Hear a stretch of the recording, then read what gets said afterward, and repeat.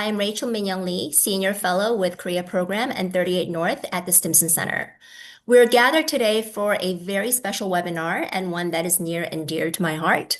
We are joined by three members of 38 North's first cohort of the Emerging Scholars Fellowship Program to learn about their year-long research and their perspectives on their colleagues' work. In early 2024, 38 North launched the Emerging Scholars Fellowship Program to cultivate a next generation North Korea analysts by pairing them with senior experts for mentorship and helping to integrate them into the broader Korea policy discourse. Over the past year, each fellow has conducted research on a topic of their choice and written an article under their mentor's guidance. If you haven't read our three fellows' articles, they were published on the 38 North website over the past week. This program is made possible by the generous support of the Henry Luce Foundation. Today, each fellow will deliver a 7-minute presentation on their research findings, followed by 3 minutes of commentary on another fellow's article. A moderated discussion will follow, including audience questions. If you have a question during the webinar, please use the Q&A box. And now I have the pleasure of introducing our three fellows.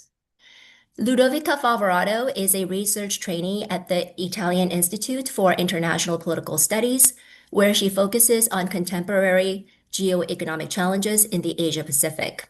She previously interned at the KFVUB Korea Chair and in 2023 was selected as one of 30 young scholars from leading universities worldwide to participate in the 10th NARIC Summer Fellows Program on nuclear nonproliferation and disarmament. Gordon Kang is a senior analyst in the Regional Security Architecture Program at the S. Rajaratnam School of International Studies, Nanyang Technological University in Singapore, and is also a member of the Council for Security Cooperation in the Asia-Pacific, Singapore. He has published in peer-reviewed journals and commentary platforms such as the Pacific Review and the Diplomat. His research interests include the foreign policies of North and South Korea, diplomacy and engagement with North Korea, and East Asian geopolitics. Jinwon Park is a Schwarzman Scholar at Tsinghua University in China and a researcher specializing in East Asia. His professional background includes roles at the Center for Strategic and International Studies, the Council on Foreign Relations, the Chicago Council on Global Affairs, and the U.S. Consulate in Busan. He has represented South Korea at various international forums, including the US-ROK Japan Trilateral Global Leadership Youth Summit and the ASEAN Korea Youth Summit. Jinwon is also a co-founder of the US-ROK Japan Trilateral Next Gen Study Group. And now we will start with a presentation by Ludovica on the role of North Korean economic policy in US-DPRK relations. So Ludovica, you have the floor. Thank you, Rachel. Well, good morning, good afternoon, good evening, everyone from Hangzhou in China. My name is Ludovica, and today I would like to walk you through the main results of my paper, which started from a broader analysis, and then later it narrowed down to one central research question, which is how can economic incentive and thinking create opportunities for opening a renewed dialogue between the USA and the DPRK, and also what can be the specific measure that might appeal to Kim Jong-un in a way that he fits into his long-term strategy. So what is the main focus? When we think about the US as well and the DPRK talks, the conversation often revolves around nuclear weapons, denuclearization, security guarantees. But I think this is only one part of the picture because it's missing economic policy. And I believe that economic policy is hugely important, has played a key role in governing countries. And we have seen it in the past 2 decades, how economic policy have been an influential factors in so many events. Lastly, we have the current tariff negotiation all over the world. And so economic policy has also been a key driver when it comes to North Korea, and in particular to Kim Jong-un's leadership. And this has been sometimes more visible and other times in the background. But I think that understanding this can help us, and in particular, Washington, to design more effective negotiating approaches.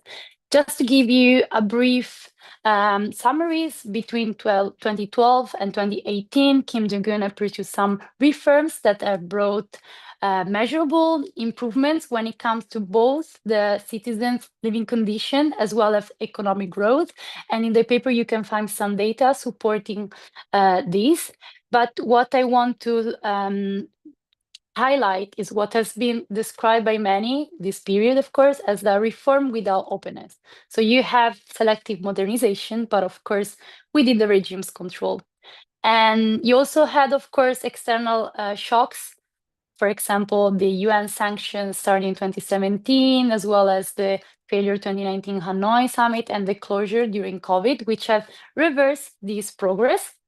And the current economic policy implemented by Kim Jong-un has been leaning towards centralization since, of course, COVID-19, selective engagement with China and, of course, Russia, and a stronger focus on the military and security side.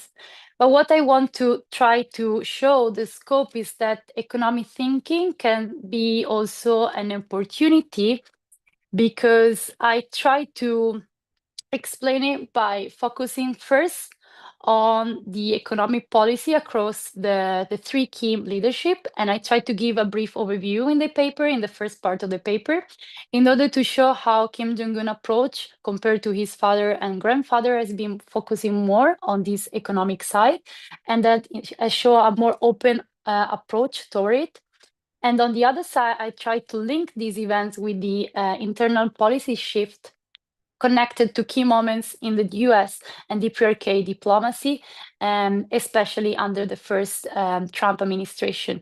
Because what I wanted to draw is the lessons about when and why Kim Jong-un had pivots between defense and economic priority. Because this has been, I think, something that's been clear within the whole Kim Jong-un leadership compared to previous leaders. And so I come back to the scope, economic thinking. And I would like to stress the fact that I believe that a key insight from this paper is that Kim Jong-un can be considered a pragmatic leader, because he focusing on defense when he perceived that the regime is under threat, attack, and on the economic side, economic growth and development when condition allows him to do so.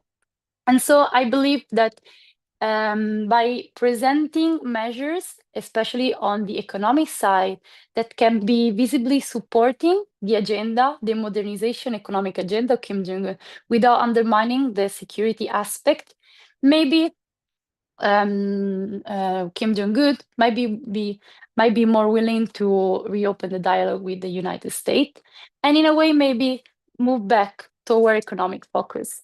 And on this, I try to elaborate some recommendation under the form of economic incentives, and I try to give some more, I think, concrete example that I believe Washington could consider if negotiation could take place. And the first two regard sanctions.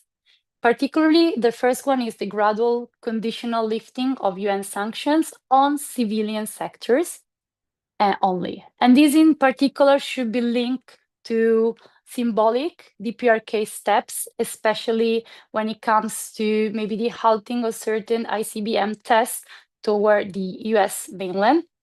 And the others sanction could be linked to the partial easing of US financial ones, which I believe could bring carefully monitor FDAs that could be used in specific areas where we can see visible benefit and impact to the citizens of North Korea, such as agriculture, healthcare, maybe light industry.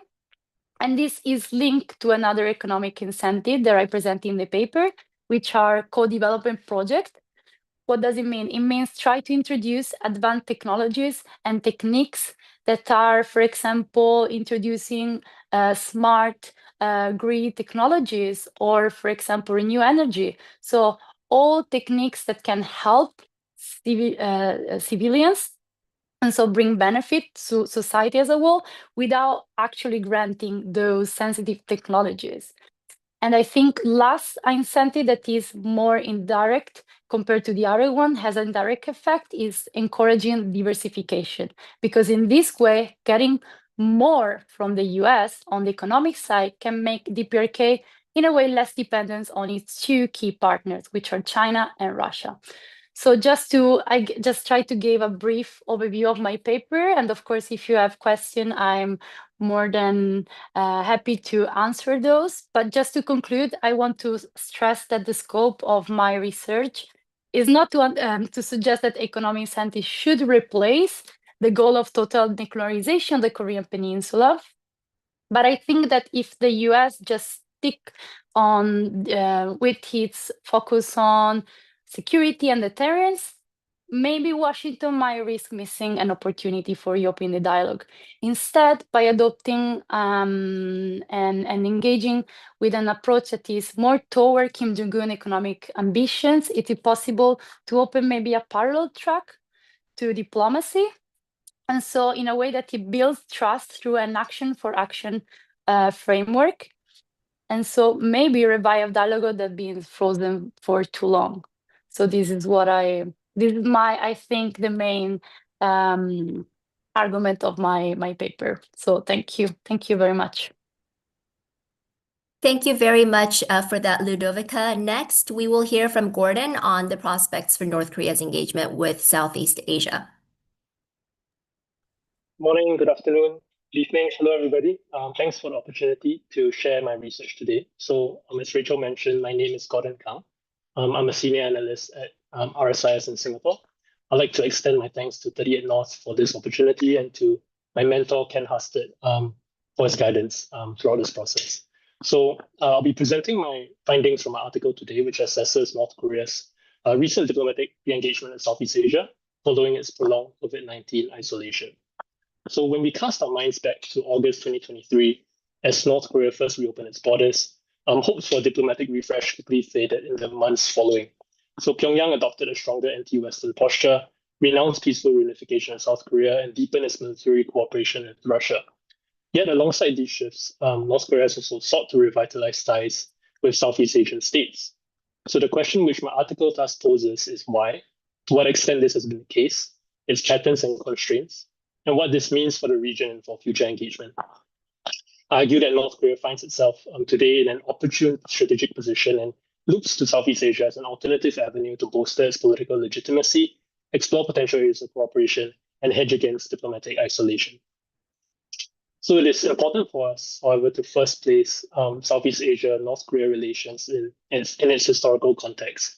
Ties date back to the 1960s, grounded in shared political ideologies, personal bonds between leaders, and mutually beneficial access for trade and diplomacy.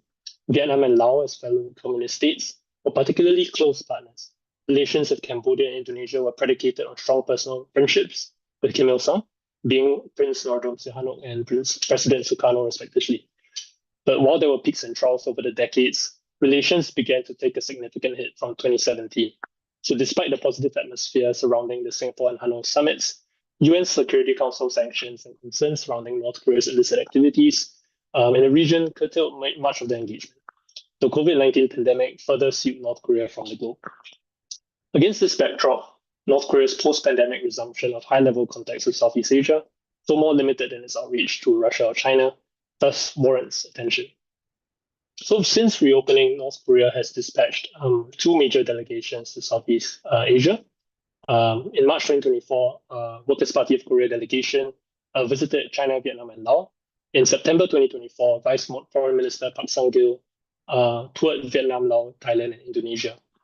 So Vietnam has been the most active partner in the region. Apart from social cultural events, embassy receptions, ambassadorial meetings, and the like, Vietnam was the only regional state to send multiple high-level delegations to Pyongyang in September and October 2024 for discussions on public security and military cooperation. Similarly, Laos was the only other Southeast Asian state to have sent a delegation to Pyongyang, which occurred in March 2025. In contrast, engagements with Cambodia, Singapore, Thailand, and Indonesia have been more modest, comprising friendship association visits, receptions, and cultural sporting events. Ambassadorial rotations have also helped to keep these ties functional. Correspondingly, North Korea has had no active relations with Brunei, Malaysia, Myanmar, the Philippines. Now, the common denominators underlying North Korea's diplomatic renewal are a basis of trust established around historical and ideological ties. So Vietnam and Laos have seen bilateral relations supported by institutional mechanisms such as intergovernmental committees and regular high-level visits over the years. This has resulted in relatively resilient relations that continue today. For the rest of the region, however, where economic and people-to-people exchanges might have been more significant factors in the past, engagement has been harder to sustain. So there are constraints such as legal UN sanctions frameworks that limit cooperation, reputational risks from DPRK illicit activities such as cybercrime, smuggling, etc.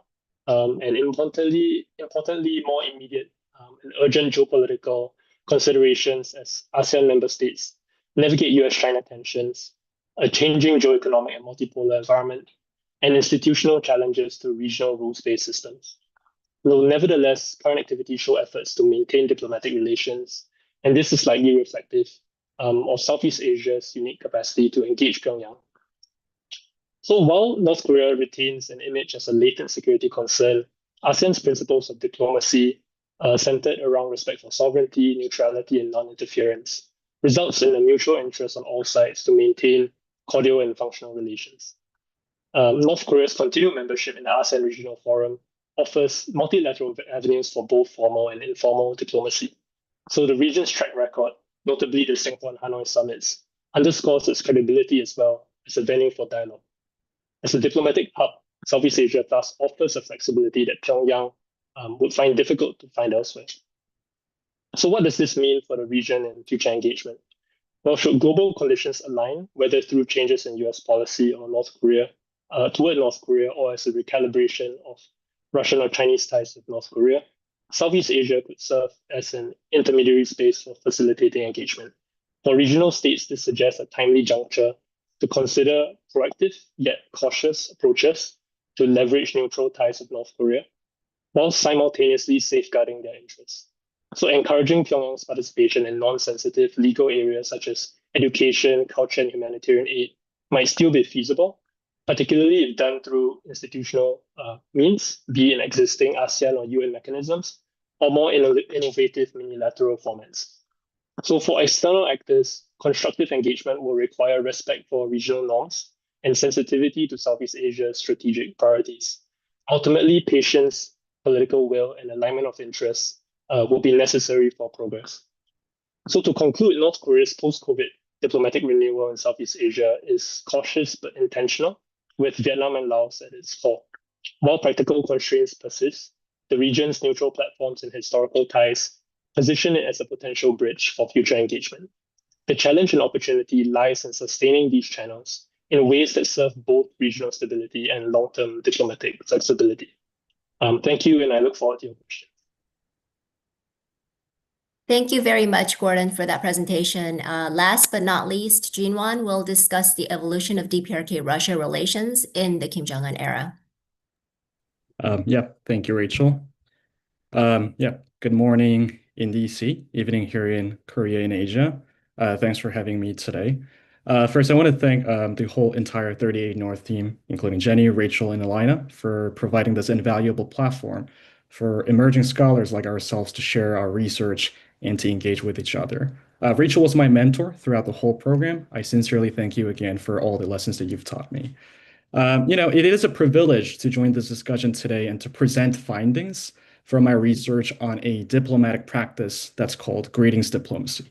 This is an exchange of formal letters between heads of state. And in open political systems, such messages may be little more than a protocol in often cases. But existing research have found that in close centrally messaged polities, they carry disproportionate weight, functioning both as a diplomatic instrument and a barometer of the regime's foreign policy objectives. And nowhere is this more apparent than in DPRK, Democratic People's Republic of Korea, the topic of today. Building on this whole academic concept, and thanks to Rachel's guidance, I decided to study one of the most popular topics today, North Korea-Russia relationship, and whether Kim Jong-un's letters to Russian President Putin are indicative of the state of this bilateral relationship. So to examine this question, I trace a group of publicly available correspondence Kim Jong-un has addressed to Putin from 2012 to 24. The reason I excluded 25 was because there was no letter during the Russian Day. It was more of a Kim Jong-un visited himself to the Russian embassy and deliver his congratulatory messages. So this correspondence has included an annual greetings from Russian Day, June 12th, Korea's Liberation Day, which is just around the corner, and Kim's ad hoc letters to Putin, including one for Victory Day in 15, 20, 22, and 24, re-elections, and Putin's birthday, October 7th in 2022 and 24. So with all of these, what I analyzed was twofold. Number one was the length, structure, and the honorifics, the titles of the Putin that was given to him from Kim Jong-un. And the second was the presence and evolution of four thematic pillars: solidarity, military and security cooperation, historical connections, and anti-Western rhetoric. So the early findings in the Kim Jong-un's early periods from 2012 to 13 suggest, despite signs that Russia under Putin was seeking a stronger relationship with Pyongyang, Kim Jong-un's, the new leader's letters in his early years reflected more of a desire to maintain the status quo. The letters were terse, formal, rarely exceeding 5 sentences. Kim materially restricted to the protocol, quote unquote, Your Excellency, and also avoid overt political signaling. So these were maintenance messages mentioning that bilateral ties are expanding in the spirit of joint documents that was signed before his time. So it seems that it is designed to preserve the inherited status quo rather than to entirely cultivate a new explicit deeper ties with Moscow. In 2014, the Russian annexation of Crimea happens.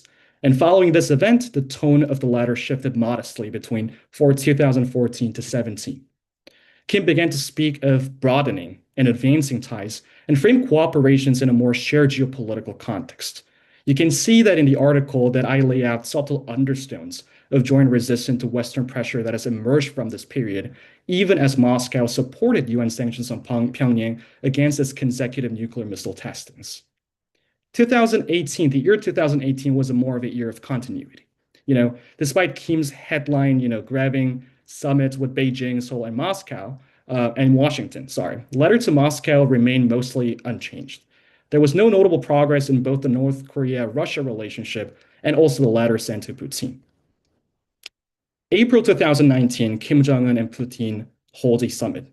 And after that April 2019 summit, became letters more longer and more personal toward the Russian people, and his characterization of the bilateral relationship becomes more positive. Letters were lengthened, personal references appeared, and the relationship was cast as entering a quote-unquote new high stage, with expansion across politics, economies, and culture. And now comes to 2022, the Russian invasion of Ukraine happens.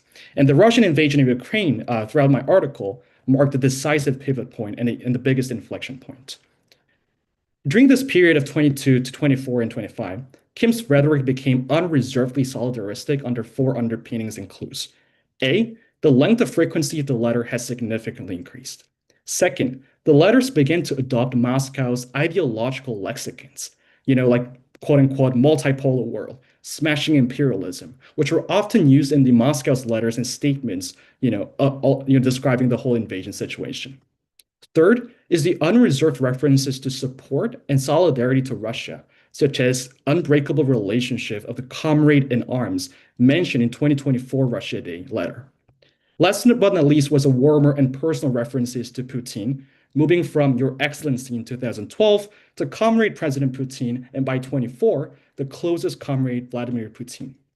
You can see that this rhetorical escalations mirror tangible developments between the two countries, such as high-level defense exchanges, 2023 summit between Kim and Putin in the Russian Far East, and of course the 24 treaty between the two countries, introducing the consultation and intervention clauses in Article 3 and 4 in potential conflict scenarios. So what are the implications out of this? The evidence at least points to a qualitative transformation of the bilateral relationship, from a functional relationship and diplomatic formalities to ideologically infused full-bodied alliance, which parallels the expanded military technical cooperation, DPRK support for Russia's war efforts, and of course, the legal codification of joint document and security commitments. So in sum, we can see that from this research that Kim's letters are not mere ceremonial artifacts. there are strategic signals charting Pyongyang's pivot toward Moscow, especially post-2022. While the durability and depth of the DPRK-Russia cooperation remain contested in the field of analysis and in the expert field, the evolution of tone and content in Kim's correspondence at least signal that the bilateral relationship has reached new heights.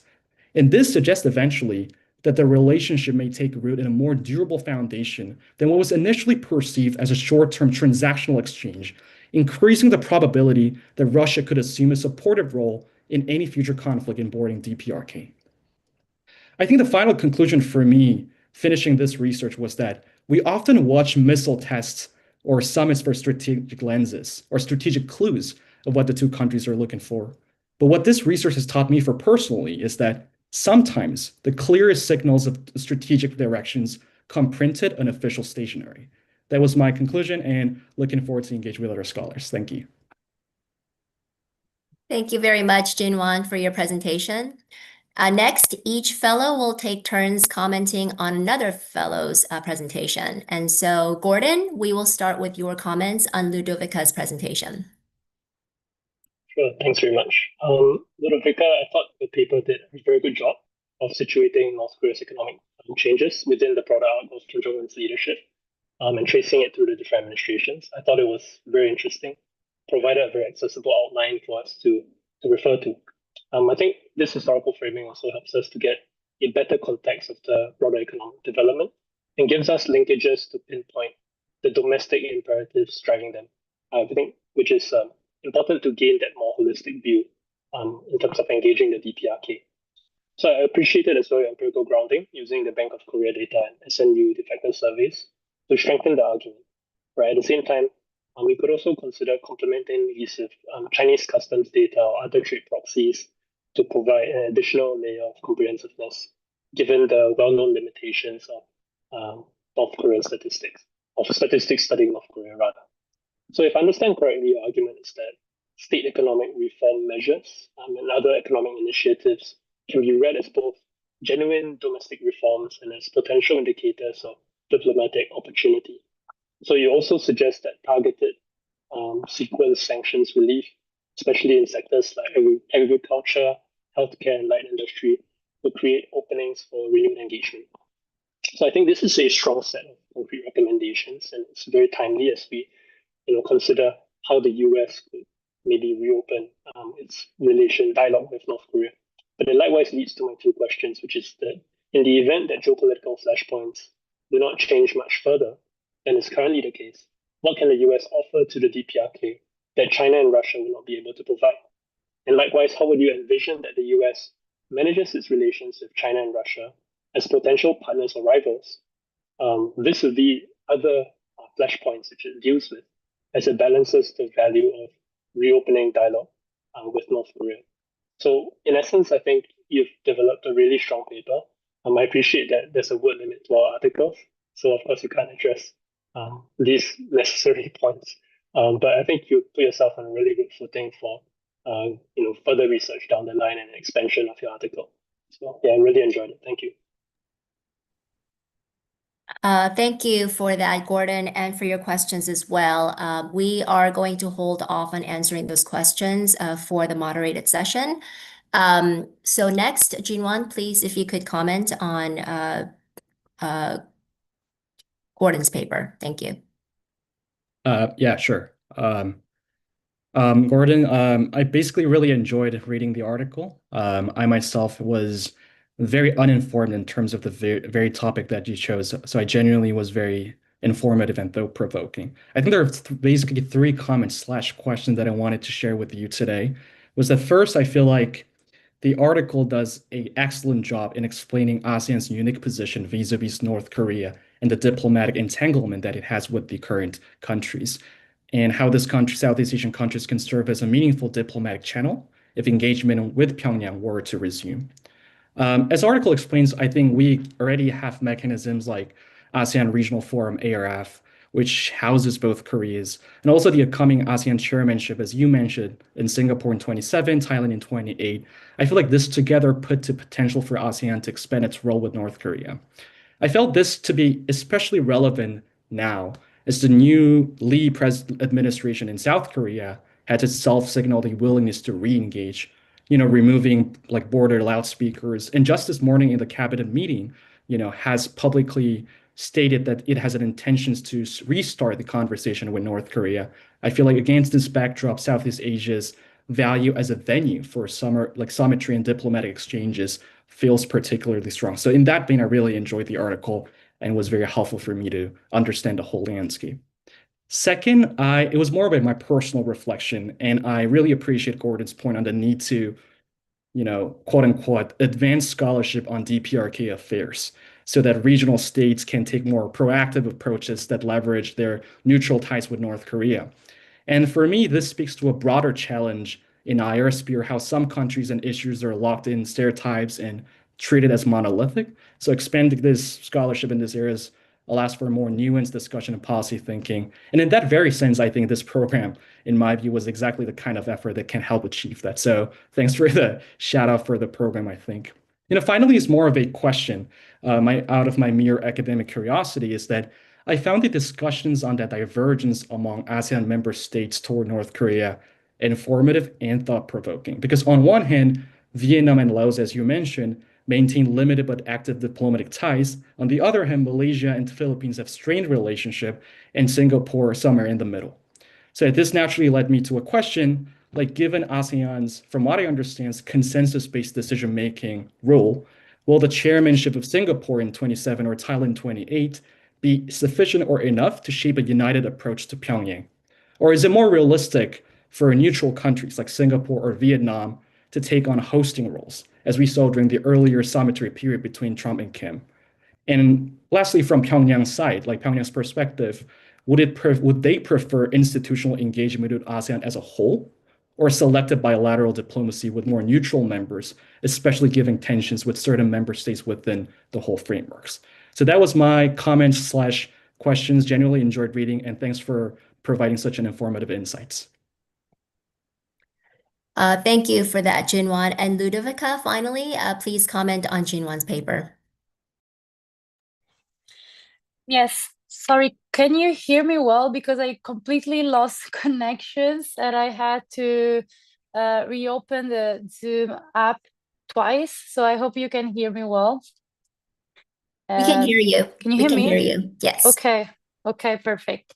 Well, I just want to start with my feedback on Jinhua that is actually more like asking some question, because I think you made a huge work, and I was really fascinated in reading how you analyze so many letters and the way you were able to identify patterns and areas that were like in a way connecting dots in between different areas and period. And so I just have a few questions, both on more like, I think, a methodology point of view, and other more like period specific findings. And on the general methodology, I just would like to ask if you have thought about like expanding the scope of your paper, analyzing also the letters that were sent by Kim Jong-il to Vladimir Putin. So either way, I think this could help determine whether the patterns you have observed and the four areas are actually specific to Kim Jong-un approach to Russia, or rather a part of a longer standing DPRK-Russia dynamic. And similarly, I would like to ask you whether you also thought about applying the same analysis and the same approach when it comes to Kim Jong-un's letter to Xi Jinping. Because I think could be really relevant, especially when it comes to the anti-West rhetoric that you have identified. So I would like to know whether you have thought about this, because I think they will really improve the already good quality of your analysis. And instead, regarding more the period specific points, I would like to ask you mainly two questions. One is because of my personal interest and in regards to the 2019-2021 post-summit era, where you referred to the fact that Kim Jong-un refers to entering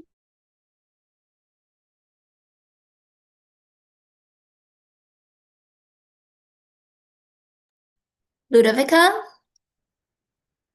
Okay, I think we lost connection. Ludovica's lost her connection. While we wait for Ludovica to return, hopefully she can.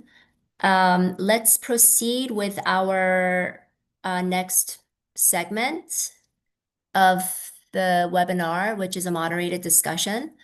Ludovica, are you back online? Can you hear us? Yes, I'm back online. Can you Okay. hear me? I'm so Yes. sorry. No, it's Yeah, I was okay. just saying, I was just saying if you when you refer to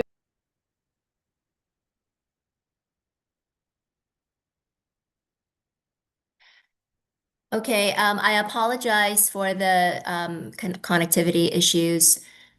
So while we wait for Ludovica to get back online, why don't we go ahead and start addressing some of the comments and questions that have come up? So I think I'm just gonna leave this like an open, like free-flowing discussion. So instead of me designating who's gonna go first, Jinwan, Gordon, if either of you wants to address some of the questions that you've received. I'm back. Sure, I I'm can. sorry. It's Yeah. okay. Ludovica, we'll finish with you. Yeah. Yeah, I'm really sorry. Maybe I can Okay. try switching off the camera I think that would because help. I think this is linked Yes. to data. Okay. Yes. So lastly, I was saying this including economy, and so I would like to know if you have found more information about this during the analysis that you made, like in the letters. And last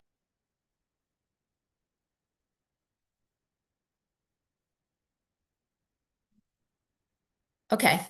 Um, so while we wait for Ludovica, Jinwan or Gordon, would either one of you would you Sure. like to Yeah, of go? course. But I All think good. we Yeah, I see can start. Ludovica. Oh, Yeah, I'm back. Okay. It keeps going out and coming in back. I'm so sorry. I don't know It's what to okay. say. Maybe I should stop here, and if Jinhua is interested my feedback, I can send it to him by email. Because otherwise I think we cannot go on with the seminar in this way. I'm really truly sorry. It's okay. It's okay. Thank you, Ludovica. So what I was saying before was that we I think we can move on to the next segment of the webinar by addressing some of the questions that have come up, which I thought were all very thought-provoking. So I'm not going to designate who's going to go first this time. So if anyone wants to go first in addressing the questions that have been posed to them. Jinwan, yeah, sure. Gordon, or yeah, Ludovica, anyone. I'll answer Jingwan's questions first. So thanks, Jingwan, for your kind comments. I appreciate it. So yeah, and thank you for your really good questions as well. So will the chairmanship of Singapore Thailand shape engagement with the DPRK, or is it more realistic to only take on hosting roles? I think the reality is that consensus based decision making um, makes it difficult for ASEAN and its chairs to adopt um, very to adopt to kind of to work to adopt very kind of urgent or substantive um, or, or very definitive kind of positions or solutions in just a year. It takes time to build on on the necessary solutions. It takes time to gather the views, to gather the support necessary for it to take shape, especially on such politically sensitive issues as North Korea. And I think that's why in practice, what we've seen is that chairs have to take years in advance to incrementally build up to their turn and to be able to affect the change they want to make. And then so I think for Singapore and Thailand, again, um, there are many other strategic considerations for them to take into account. And I think um, as as a kind of fundamentally, they will treat this issue as if it is opportune, if it aligns, they will work on it. But otherwise, they will stick to the main foreign policy considerations they have. For Pyongyang, would it prefer institutional engagements with ASEAN as a whole, or more bilateral avenues? So I think it's really a dual track thing. It's pragmatic for them to do so because ASEAN as a multilateral organization gives them the access, it gives them the political kind of and it aligns in terms of like political acceptance, etc. So it has its value there. But at the same time, because there are these divergent issues with certain states, bilateral avenues would also take shape and allow them to build to hedge against possible isolation and things like that. So it's not really an either or. I think there's a strong value for both. And I think it's important for the region to also take note of this, that there are potential benefits for them to pay more attention and to consider a more proactive approach of as it looks towards engaging North Korea. Yeah. Thanks. Yeah, I also want to jump in. Thanks, Gordon, for your great insights. I feel like I wholly agree, and that's something that I would have loved to know from your article. So thanks for your input. I want to answer a question from Nika Pasco on the question on in 2018 to 19, Kim Jong-un also used letter diplomacy with Donald Trump. So comparing Trump Kim correspondence with Putin correspondence. So first of all, I would have to admit that I have a very limited knowledge in terms of the specifics of what the letters were about from Trump to Kim. From my short memory, I remember that in 2020 or so, when the Trump, you know, couple was basically infected of COVID, Kim Jong-un sent a letter to them, worrying about their, health condition or so. And Bob Woodward or Bob Edward, the journalist later on revealed the 25 exchanges between those two letters. So I remember that it was like referred to as like a love letter diplomacy or so between those two. I feel one thing that I quite find different from Trump correspondence from Trump to Kim to Putin is the length and duration of how this diplomacy or correspondence has been, executed. Obviously Putin was there from as soon as the Kim was in power from 2012 to 2025 at this point, while Trump was only about a brief period of like 2 years. So I think when it comes to the comparison, there's more for me as an analyst to compare and baseline in terms of what letters to compare and how the stylistic tones and substance have changed over time when it comes to Russia DPRK relationship. But I think at the end of the two examples, the commonality of the two examples shows that Pyongyang do care about this letter diplomacy.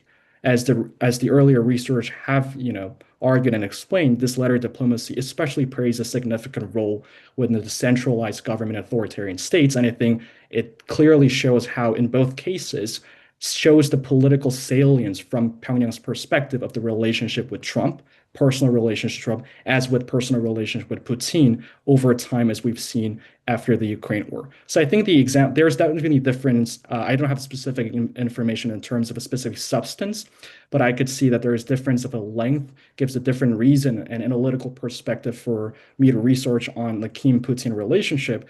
But at the end of the day, the commonality, the conclusion here is that from both examples, we can see that Kim care and Pyongyang cares about is a diplomatic instrument that is basically reflective and indicative of their bilateral relationship, either personally or by state to state. So I think that's my understanding. In terms of Ludovica's questions on have I considered a letter diplomacy Kim Jong-il or Xi Jinping or Putin, I think that's a great example or great research topic that I could expand on, like from this very specific research. One thing that I personally felt would be a good analytical perspective was to basically see how these letters were reciprocated from Putin to Kim. So not just how Kim's corresponding to Putin, but how Putin is also writing in terms of substance, honorifics, and how the tone has changed over time. So I feel like that was just something that I would love to, I would love to, uncover after this research that Rachel, initially really helped me in terms of shaping. So I think that's something, different topics and different avenues of research that I could look into. So thank you for the feedback and questions. Ludovica, are you still with us? Yes, I'm with you. I'm keeping the camera off so I can actually hear because, for example, I lost most of Gordon feedback, so I cannot really answer any question he brought up to the table. But I saw before we're pushing out of the call, there was a question on UN sanctions and how could the US review the UN sanctions. I cannot see it anymore, but what I suggested in my paper is that the gradual lifting on the UN sanction, which are affecting the DPRK economy, and as I stressed before, should be linked more on the civilian side, should be provided according to a mutually agreed timeline. So I think that how it could happen is just to try to present a framework that could be sustainable on one side, but it's not just, okay, let's just lift all the sanction and then we'll see what is going to happen. And so I believe it needs to have a more developed and stronger structure and have like different steps to be checked in order for the lifting of the sanctions as a way of like giving the incentive. But I think just proposing this could be really beneficial. I think in the question mentioned Russia and China. And what I would like to say is that if we look at the way Russia and China have indeed act when it comes to the sanctions, well, I have to say that looking at the results, they have not really been following them since soon after the sanctions were implemented by the UN Security Council.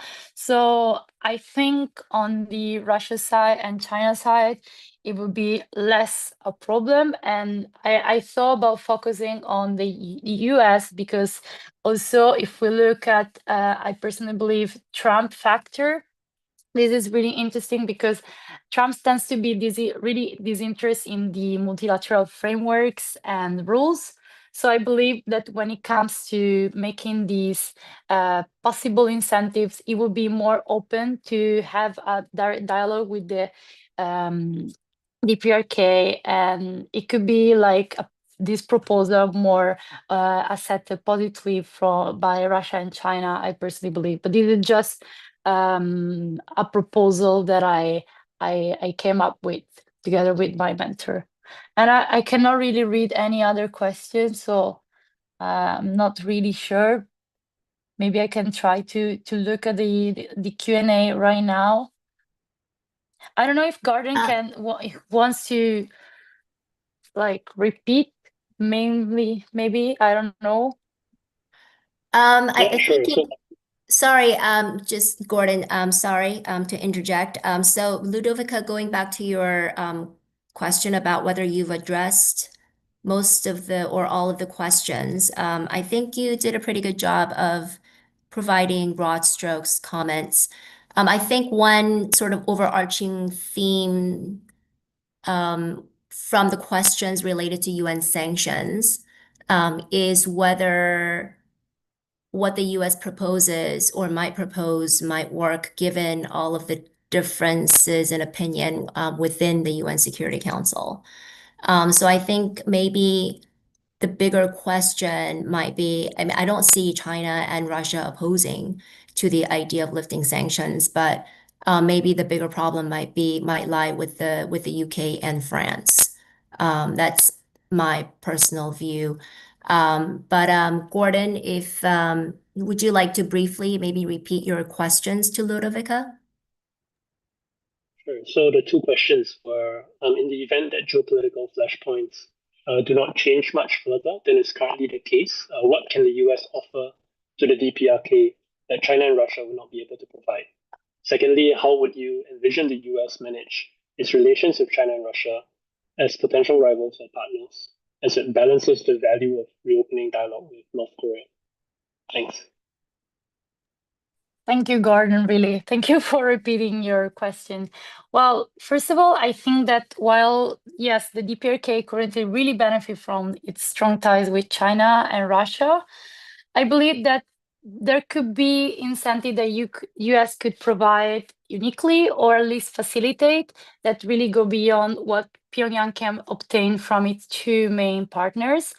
And I believe that one important point is the fact of diversification of economic partnerships, because as we know, geopolitics and geoeconomics dynamics are always changing. And when it comes to over-relying on one or few set of countries, this can create a dependency that may put the country in a tricky and risky situation. And so I believe that just over-relying on China and Russia from an economic point of view can really, and we have seen it that before, can really create higher dependency risk for Pyongyang. So maybe a US-led economic engagement could, in a way, broaden the DPRK spectrum of trade, as I tried to explain through the different economic incentive presented in the paper. And so also try to bring more ways of like having trade opportunities, economic development projects, as well as maybe investments within the countries. And another thing that I would like to stress when it comes to the relationship with Russia is that, it's all about economic stability versus wartime economies. And, currently, Russia's relationship with DPRK from an economic point of view is heavily oriented toward military and wartime exchanges. So, for example, the exchange between weapons and raw material. But personally, this is really unstable, and this type of relationship is really subject to all the sudden changes that happen worldwide. And what about if, like, tomorrow the war in Ukraine is gonna end? What all Russia's changes is world priorities? What is gonna happen with the relationship between the two? So from an economic point of view, I'm talking about. So I think that maybe also try to increase this engagement with the US side could offer a more predictable and more civilian oriented stream of opportunities for the countries, because it's more about the long-term development perspective, rather than just looking at the what is going to happen today for tomorrow, so the short term. And lastly, I still think that the role of recognition by the symbolic value remains unchanged and unmatched compared to other countries. So especially when it comes to opening, but also the potentials of and opportunities for also other partners of the US, such as the ASEAN countries that you said, as well as maybe also Japan. I'm not sure about South Korea, but we will see with the new administration. But this is actually what I think comes from my understanding and analysis of the economic policy framework in the DPRK. Thank you so much, really, Thank you, for your Ludovica. question. Sorry. Thank you, Ludovica. Clearly a lot of interest in sanctions. There are so many great questions in the Q&A box, but in the interest of time, we're going to have to be selective. So I have one question for Gordon and one question for Jinwon from the audience questions. First to you, Gordon. How would you describe the Southeast Asian states' reaction to North Korea's violations of sanctions by sending weapons and troops to Russia, and North Korea's actual engagement in the war in Ukraine? And also for Jinwon, this is a question from Glenn Ford. Are the letters retrospective in indicating a changed relationship, or are they the mechanism by which the relationship evolves? Thank you. Yep. Thanks, Rachel. And thanks for the question as well. So I think Southeast Asia's response to North Korea's participation in the Ukraine war has been very cautious. Um, I think the general mood is that in Southeast Asia is that uh, we don't want greater instability coming from external shocks, and definitely um, when developments like this happens, when North Korea intervenes, it doesn't help to foster or cultivate that willingness to engage. Um, and so, of course, I think that at the same time, it is treated as other geopolitical developments have been, just taken into account, um, and it puts more pressure on the need for greater resilience and greater adaptation towards multilateralism, towards alternative forms of partnerships that the region can rely on as it moves forward. So I think the attention is really then kind of transposed in that direction. Um, I mean, from what I can recall, at the Asia Pacific Roundtable recently, that I think was in June this year, Prime Minister Anwar, Malaysian Prime Minister Anwar Ibrahim described North Korea as having a continued display of arrogance in its actions. So I think that when I attended the event and I heard that, I think it was a reflection of you know that there's still a lot of room for growth, for improvement, for relations to develop. So yeah, I think that's as much as I can say. Thanks. Jinwan? Yeah, thanks, Rachel. And Glenn, thank you for your very insightful question. I would say that from a scientific approach, I don't have a sufficient evidence to claim that there is a causational relationship between a letters driving a changes within the diplomatic exchanges or a diplomatic relationship. Rather, I think the original spirit and ethos of this research was basically to read the letters and see if any indications or if any events were mentioned there or summits were mentioned, and that actually itself can be an indicative of a developing relationship. So for instance, April 2019 summit between Putin and Kim were mentioned directly as a successful example of their developing relationship.